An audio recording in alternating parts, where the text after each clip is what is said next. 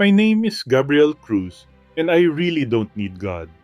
I grew up in Manila, where the streets teach you to fight before you can pray. My mother, Rosa, would whisper prayers at night when she thought I was asleep, but I heard her begging God to keep me safe while sirens blared outside and neighbors fought over scraps. I learned to trust my fists before I trusted any promises from a God I couldn't see. By the time I was 15, I had seen dead bodies in the streets, felt fear as gunshots echoed through the alleys, smelled cheap gin on the breath of men with nothing but anger left. I told myself I would never be weak, that I would never be one of those people waiting for a miracle that never came. So when I was 18, I enlisted the Philippine Marine Corps, the only place I believed a man could find purpose in a country where corruption was rampant and dreams were as fragile as the air in the rice paddies. In the Corps, I found brothers who would bleed with you, fight beside you, die before leaving you behind. We trained in the mud, in the rain, under the scorching sun of Basilan and Marawi. I learned how to clean my room, how to read the silence before an ambush, how to hold my breath when the world was burning around me. I thought it was a life where discipline, violence, and survival were all that mattered. I believed in bullets, in tactics, in the cold click of a loaded rifle, more than I ever believed in my mother's whispered prayers. When others bowed their heads at the meal, I would look away, my mind already focused on the next task, the next goal. When they spoke of God, I would nod politely, but inside, I thought that if God were real, He would have abandoned us long ago. I don't need faith, I need control. I need strength, because in the chaos of war, the only prayers that seem to be answered are the ones you pray when your finger is on the trigger. We were deployed over and over again, Mindanao. The hidden streets, the ruined cities, the villages with children whose eyes were too old for their little faces. The poverty was so deep it smelled of despair. We were there to protect, but sometimes it felt like we were drowning in the same darkness we fought. The government gave the speeches, the people did, and we carried our rifles and ghosts from one ruined street to another. I thought I was alive, thought I was strong, thought I was in control, but little did I know I was walking blindly into the moment that would change everything, the day I would learn the true meaning of death and finally live. It was supposed to be a routine patrol, the sun scorching the dirt roads as we moved in formation, boots crunching on gravel, rifles trained on our eyes scanning the darkness. I remembered the way the air felt heavy, as if it were holding its breath, the way the kids peeked from behind rusted doors, their eyes telling me something I still didn't understand, the radio blasting out updates, but underneath it all was a silence I couldn't escape. Then a sound like the sky was torn apart, a flash of lightning engulfing everything, heat pressure, the ground rising to meet me, and then nothing, no pain, no fear, not even darkness, just nothing. I thought it felt like I was falling, but it wasn't. I felt weightless, and then I saw everything. I saw my body on the ground, blood swirling, pooling around the edges of my vest. My brothers screaming for a doctor, one of them screaming my name, while another scanned the rooftops for the next shot. I saw chaos. I saw fear in their eyes, but I felt nothing. Instead, there was a silence deeper than any silence I had ever known. No bells, no screams, no gunshots, just silence that surrounded me like a blanket. Not breathing, but I was alive, more alive than ever. The colors were sharper, the sounds clearer. I saw the doctor's trembling hands trying to stop the bleeding.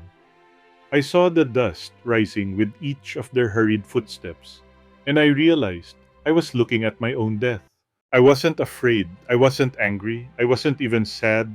I felt like I was standing on the edge of something vast, something infinite, and it was calling to me not with words, but with a pull so deep that I felt like my soul was remembering where it came from. I felt myself flying higher. The battlefield was shrinking below me. The cries were fading into whispers. The fear and pain were still on the ground, while I rose above them. I felt light free, untouched by the chaos that had defined my life.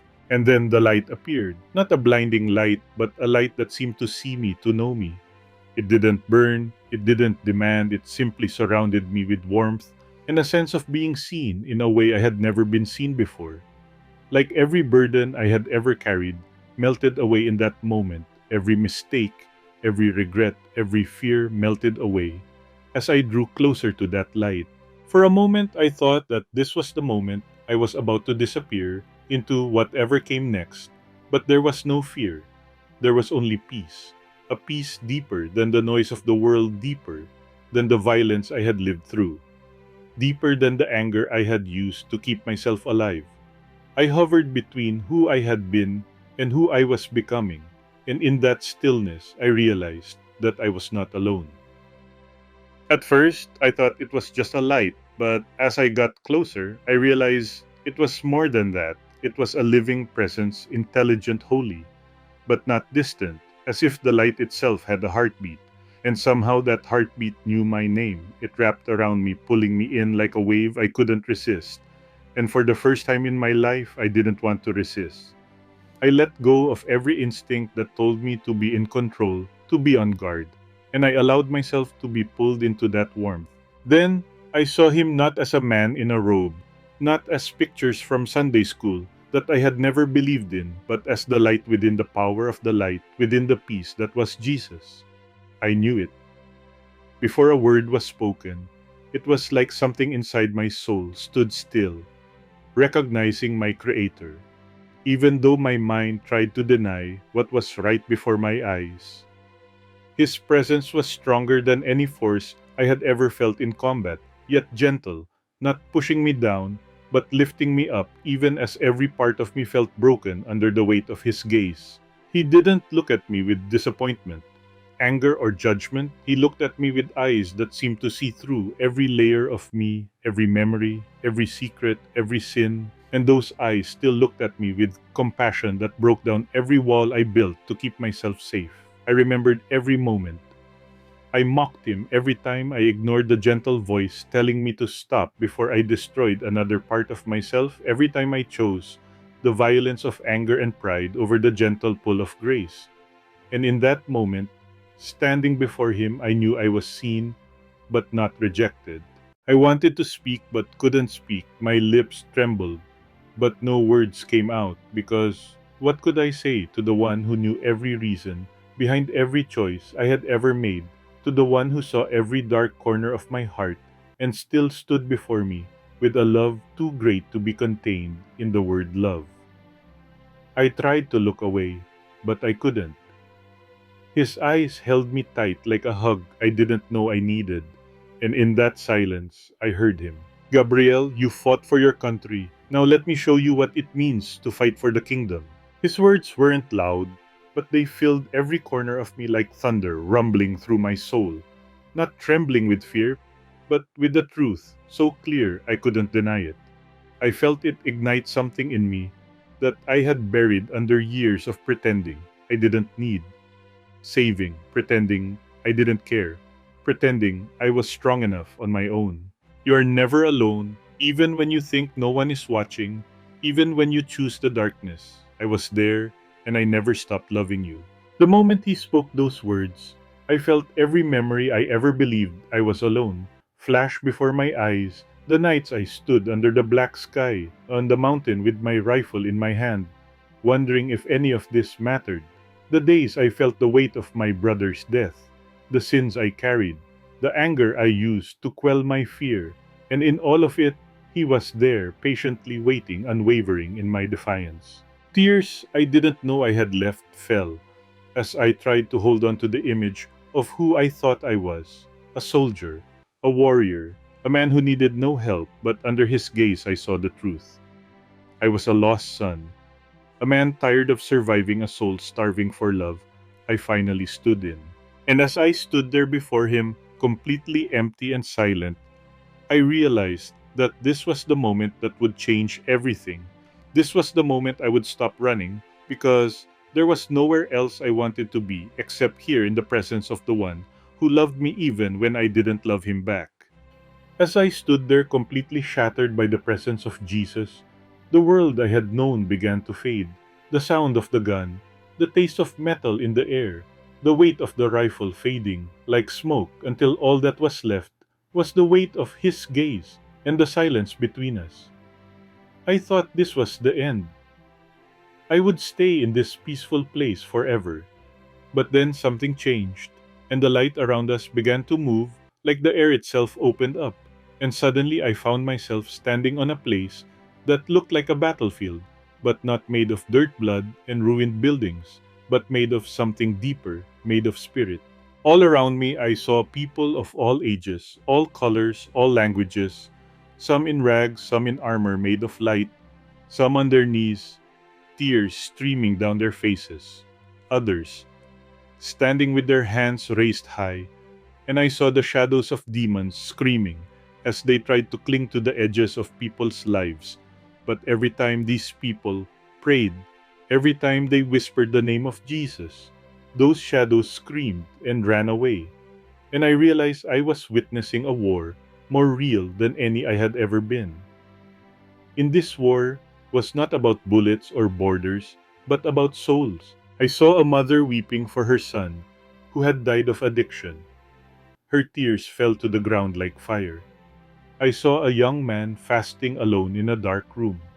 His body was weak, but his spirit was shining with such a bright light that the darkness split around him. I saw children singing hymns in the middle of a slum where violence reigned, and I saw their voices like swords cutting through the darkness.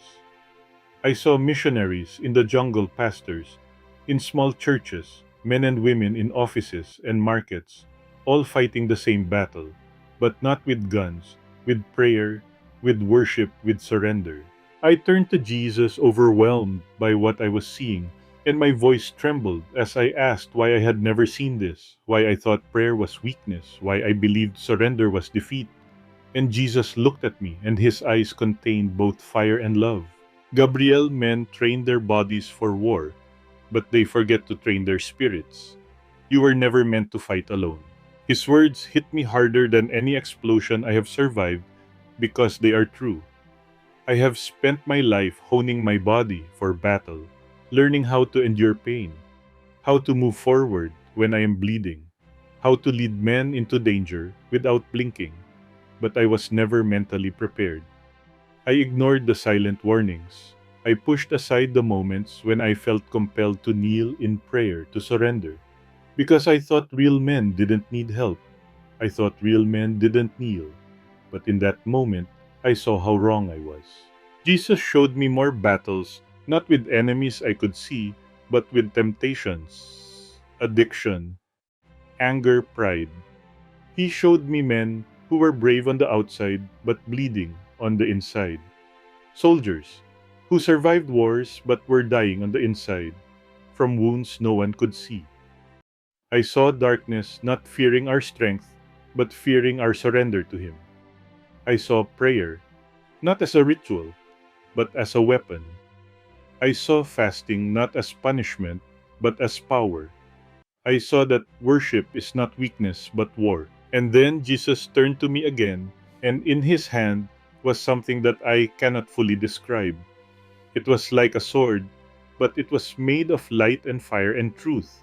And it was not something I could hold in my hand, but something that would live inside of me. Take this back to you, Gabriel. Teach them to fight not with hatred, not with fear, but with faith. Teach them that the real battle is for their souls, and I will fight with them. At that moment, I felt a fire burning within me, a mission, burning within my soul, not to destroy, but to restore, not to conquer, but to serve, not to protect my pride, but to carry His love.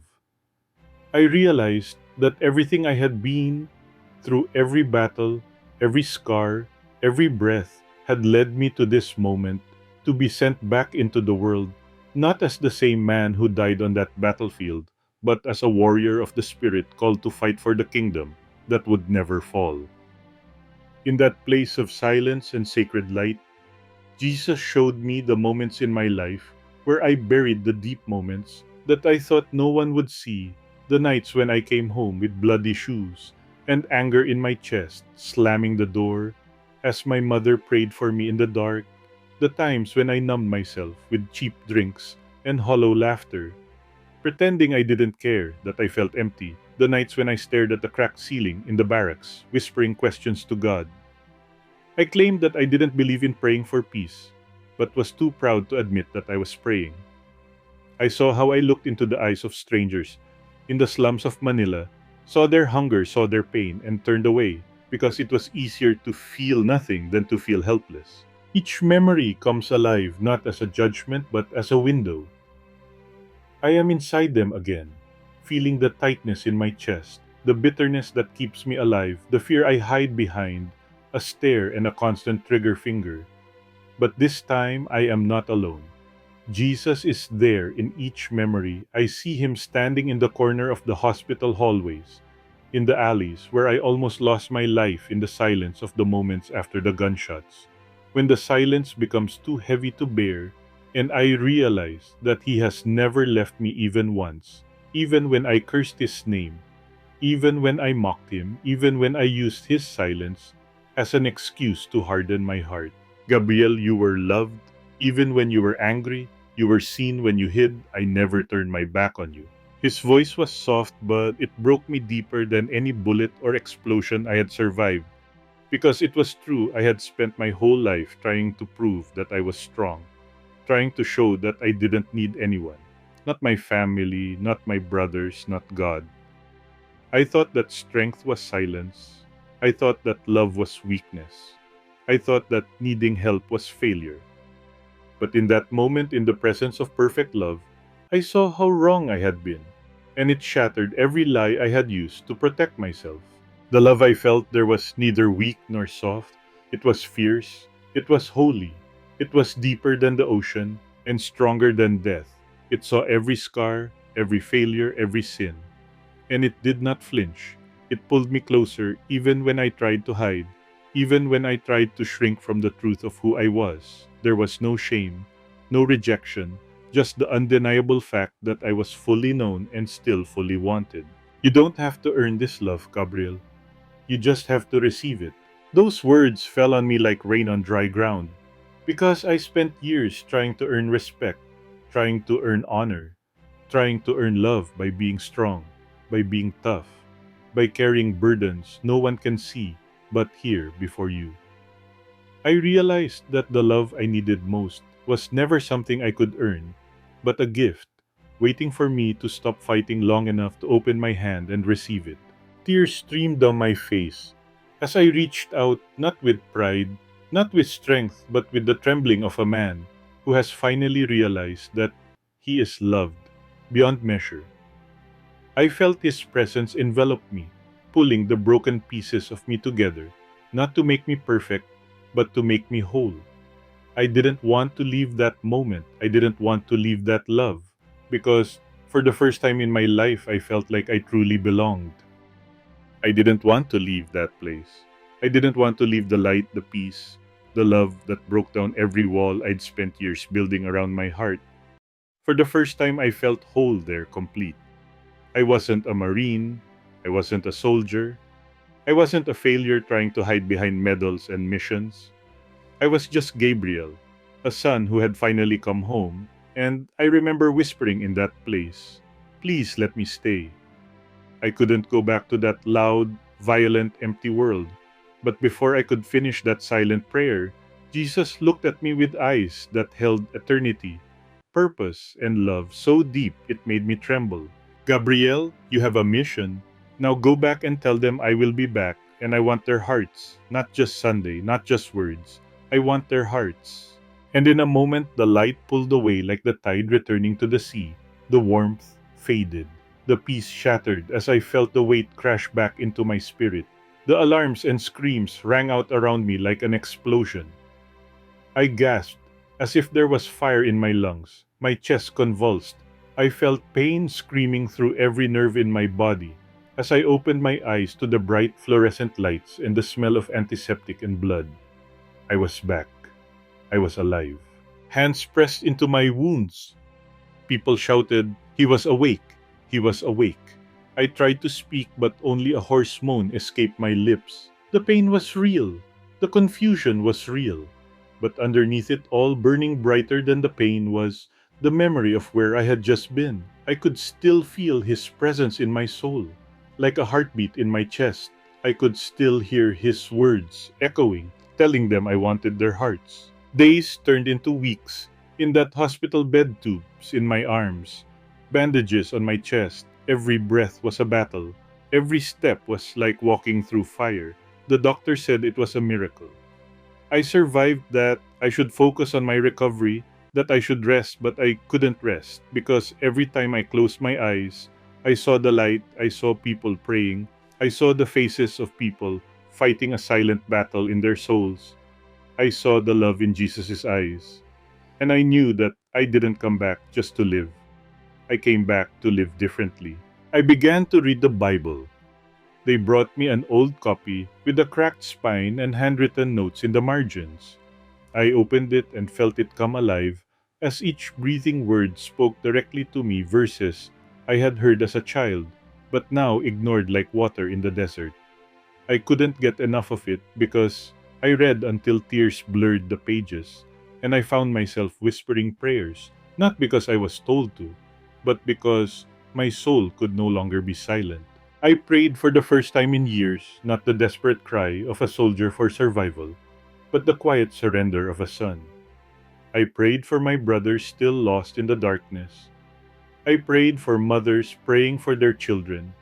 I prayed for addicts, broken people, angry people, people who felt as alone as I did.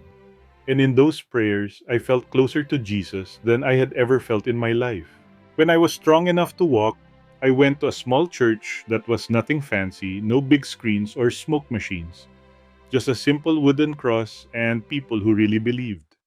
I sat in the back, clutching my Bible and shaking as I realized what I needed to do when the pastor called them forward. I didn't hesitate. I stood up and walked down that aisle with tears streaming down my face and knelt down. I whispered a simple prayer. I surrender. I am yours. I don't want to live without you. They baptized me a week later, and when I went into that water, it wasn't just a tradition, it was a burial of the man I had once been a source of pride, violence, bitterness, and emptiness. I left it all in that water, and when I emerged, I felt the weight lifted from my shoulders. I was no longer the Gabriel I was. I was born again, not to be perfect, but to live out the purpose that Jesus had given me. The Marines taught me how to fight, but Jesus taught me why. I fight not for survival, not for pride, but for souls, for the love of the kingdom that never falls. And from that day forward, I knew my life would never be the same. I thought that was the end of the story, that being baptized, reading the Word of God, and praying with tears on my face would be the last chapter. But I was wrong. It was just the beginning. Because when Jesus gives you a mission, He doesn't let you forget it, not for a minute. Every morning, when I wake up, I hear His words echoing in my soul, telling them that I will be back. And I want their hearts. And I know that I can't go back to my old life. I can't sink into comfort or let the noise of this world drown out what I saw, because I witnessed the battle that most people ignore, the battle for souls, the battle for our hearts. Every time I look around, I see it. I see it in the faces of young people who are scrolling through their screens for hours, chasing likes while feeling empty. I see it in the faces of fathers who sit for hours on their way home too tired to look their children in the eyes. I see it in the faces of mothers who cry silently over broken families, in teenagers who are struggling with anxiety and depression, in men who are numbing themselves with alcohol lust or anger, pretending they don't care, but are dead inside. I see it in the faces of young people who are singing songs while their minds are on work and gossip and distractions, in pastors who are so busy building the stage that they forget the secret place of prayer. I have seen that the enemy is not afraid of our church or our song or our title. He is afraid of surrendered hearts, hearts that truly belong to Jesus. And I cannot be silent because Jesus did not bring me back to keep silent. He brought me back to speak, to call out, to wake up those who are sleeping, to tell them that there is more. There is freedom. There is life beyond the emptiness they feel in the middle of the night, when the lights are out and the silence is too loud. He brought me back to remind them that He will come back, not for the average Christians, not for those who know His name but do not know His heart, not for those who give Him an hour on Sunday and ignore Him the rest of the week. He will come back for those who belong to Him, who love Him, who walk with Him, who are willing to surrender everything because they know He is worthy. Gabriel said today that I want their hearts, not their achievements, not their perfection. I want them. I want their brokenness. I want their questions. I want their pain. I want their dreams. I want their failures. I want them to come home. Those words burn inside me like fire. And I know it's true because I tried to hide, I tried to run away, I tried to be strong enough without you. And it almost destroyed me. I tried to fill the void with violence, with pride, with proving myself. But it was never enough. It will never be enough for anyone watching this and thinking they can run away from the emptiness. You can't. You can fill it with success, with applause, with joy, with distraction. But it's still there in the silence, whispering to you that there's something missing. And I'm here to tell you what I wish someone had told me before I died. You don't have to live like that. You don't have to die like that. I'm not here to sell you religion. I'm here to tell you about a relationship that changes everything. I'm here to tell you that Jesus is real. His love is real. His mercy is real. His power is real. He sees you right now, wherever you are. He sees every secret, every hiding place, every moment. You feel invisible. Every tear you wipe away alone. Every scream you swallow every night. You wonder if your life matters. He sees it all and He still wants you. He still loves you and He's calling you right now to come home. I don't care if you think you're too dirty, too broken, too distant, too addicted, too angry, too arrogant. I used to be all of those things. I am a man who believes that strength is silence, who believes that I don't need salvation, who believes that God is for the weak, and I was wrong. Because real strength is surrender. Real strength is admitting that you need Him. Real strength is letting go of your pride and saying, I can't do this alone anymore. Jesus, I need you. The world will tell you to follow your dreams, follow your heart, trust yourself, but look around. Look at the pain, the anxiety, the depression, the addiction, the division, the despair that, if you have read this far, I believe you have not stumbled upon this story because Jesus is calling you just like He called me. This is not about religion. This is about your heart. This is about finally letting go of your fear, your pride, your emptiness, and saying, Jesus, I want you. If you feel the urge in your heart, don't ignore it. Talk to Him now. Tell Him you are ready to come home. And if this message has spoken to you, if it has opened your eyes or reminded you that you are loved and seen, I want you to take a step right now, like this video, so more people can find hope. Share it with those who need to hear it today. And if you want to walk this journey together, subscribe and turn on notifications so you don't miss the next stories and lessons that will help you grow stronger in your faith. I want to hear from you too. Leave a comment below. Let me know if you have had your own moments with God or if you are ready to say yes to Him today. Your story matters. You are not alone. We are a family here fighting this spiritual battle together, and I promise you that you are loved. You are seen. You have a purpose, and Jesus is calling you home. Thank you for being here. I will see you in the next video. God bless you.